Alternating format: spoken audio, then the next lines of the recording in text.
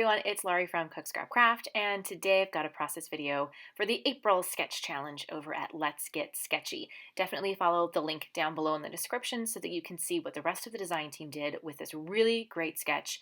But obviously do that after you finish watching this process video so you can see what I did with the sketch. I love the sketch. It's very simple. You can do as much with it as you want or as little as you want. It really just depends on your personal preference.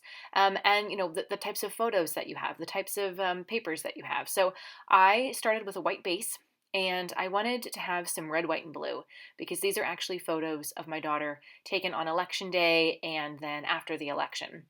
So I kind of wanted to be patriotic. And if you haven't guessed, I'm in the U.S., so our election day was in November of 2020.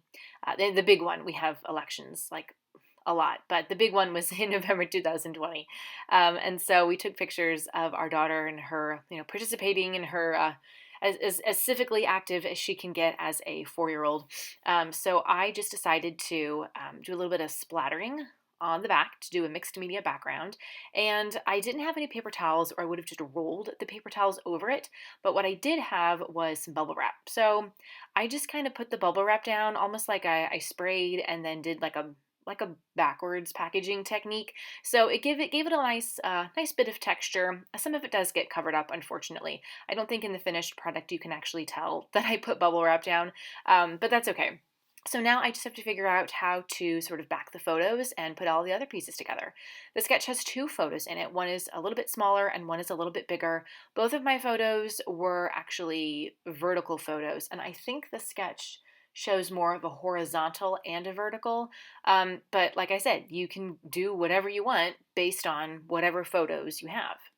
So what I'm doing is I'm taking some Chamel, I think it's field trip paper, and because it's got like rocket ships on it, but the main base color of the paper is navy. So I'm just going to use that to create borders for my photos, just to help them stand out a little bit more, and also bring in more of the blue for the red, white, and blue. And then I have a strip of red pattern paper. I think I found that just in my scrap drawer. So great way to use up scraps, this layout actually, or this sketch, I should say. So I'm just going to use the red piece of paper to go across as the sketch showed, and then layer my photos on top of it. I would say that I actually stayed pretty close to the sketch for this one. Sometimes when I do sketches, I really go like into my own world. If you saw my March guest design layout with Stick It Down, you can tell that I definitely started to do my own thing with that one. I let it inspire me, but I did my own thing. This one, just because it was so simple, and I love the simplicity of it, and I didn't really have a whole lot of, like everything I was using was from my stash. So it was kind of a hodgepodge. It wasn't like I was working with a collection that had a lot of coordinating pieces. I was just kind of pulling stuff from wherever I could find it to go with the color scheme that I wanted to make it. So anyway, that's why I went with the simplicity of the sketch. And then it ended up only taking me maybe 15 to 20 minutes to put this together. So that was pretty nice. As much as I love the process of scrapbooking, sometimes it's really nice just to be able to get photos scrapped and not spend a whole lot of time doing it. I don't know what you guys think. Do you prefer spending a lot of time on your layouts, or do you prefer shorter amount of time? Because the less time it takes to make a layout, the more layouts you can get done, right? So anyway, I'm adding a Vicky Bouton sticker to the very top of that. It's like a little banner sticker. And then I've got again, from my stash, very old Heidi Swap glitter alpha stickers. And with those, I'm going to make the word just. I actually do not have a T, which is a problem that happens all the time. I never have like the basic letters that you need, like the T's, the S's, the A's. So I just took an F and I cut off the smaller part, and then I put it back up at the top there. And it looks like a T. You can't tell. I loved stuff like that. This Frankensteining everything.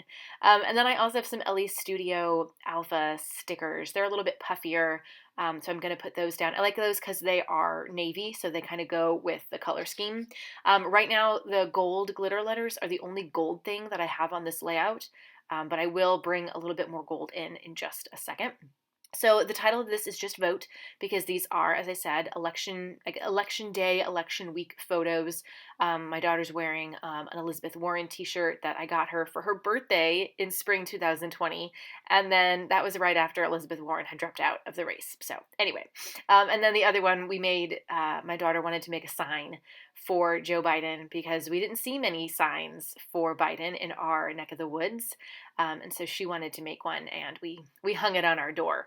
So what I'm doing here in the sketch, there is some little triangle corners. So I'm actually taking some Pink Fresh Christmas paper, but because it is white, blue, and red, it kind of fits with the color scheme. And then I'm going to just kind of make a little border there with some of that goldy yellow pattern paper. That was just a branding strip from something, from A Simple Stories, maybe? I don't know. Again, like just random things from my stash, from my scrap drawer that I pulled. So I just have to cut off the edges there, make it all nice and even. And then I'm going to do the same thing on the bottom, just so that there's that mirror of, left, right, top, bottom, corner to corner. Again, working on the diagonal. And then that's almost like going to be it, really. I can't tell you how easy this layout was to put together, but still very satisfying because you're getting a page done. I got to do a little bit of mixed media, so there was some fun creativity going on there. And then it's a stash buster. It's using up things from my stash, which is also very, very exciting. So I just have to stick all of this stuff down.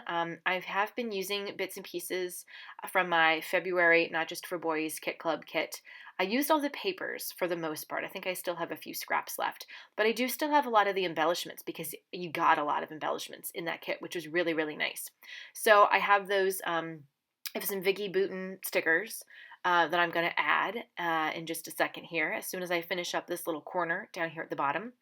I don't know about you guys, if you keep like holiday themed papers and you keep them for only those holidays, or if you do go and use them for other things. I like to kind of mix and match, especially if I run out of, if I've scrapbooked all of my Christmas photos and I still have some leftover paper. It's like, well, let's see what can be something that can go with anything, you know.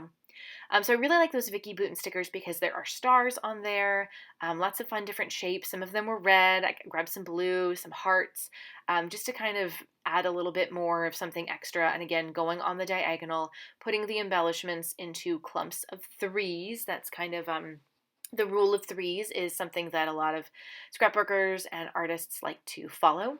So I just want to use as many of those as I can, because stars are very patriotic here in the States, and the hearts are just kind of, because we're showing our love for some of our favorite candidates. And then I'm just going to do some handwriting for the journaling right below my title, and I think that was what the original sketch looked like.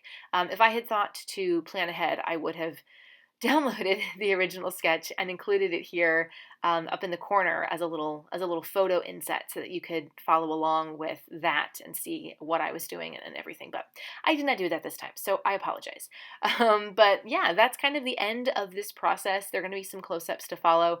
Like I said before, go to the link below so that you can play along, see what the rest of the design team has done, and enter your own take on the sketch. You have all month long to play along. And it's really easy. Just use the link it tool, the linky tool, whatever it's called, on the side of the website or the blog, and enter your layout. It can be 12 by 12, it can be 8.5 by 11, whatever size, as long as it follows the sketch. And also below are the links to my social media channels and blogs, so I would love for you to follow me there so we can connect via other internet-y ways. Thanks so much for watching, you guys. Make sure you subscribe to the channel so you don't miss out on other scrapbook process videos, and I will see you next time. Bye!